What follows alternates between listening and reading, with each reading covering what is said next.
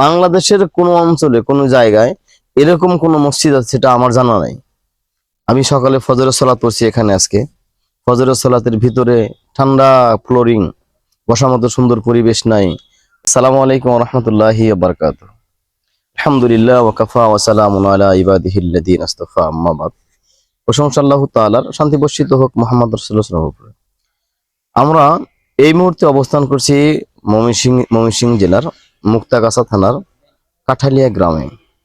আমরা যেখানে দাঁড়িয়ে আছি এটা হলো আবু হুরায়রা রাদিয়াল্লাহু আনহু মাদ্রাসা এবং মসজিদ কমপ্লেক্সের মসজিদের সামনে।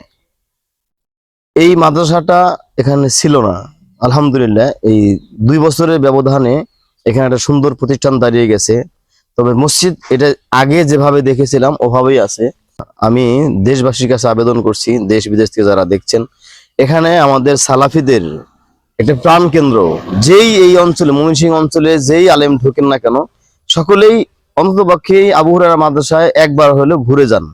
আর সবচেয়ে বড় বড় কথা হলো যেখানে যারা আছেন তারা সবাই নতুন সালাফি আকীদা গ্রহণ করছেন।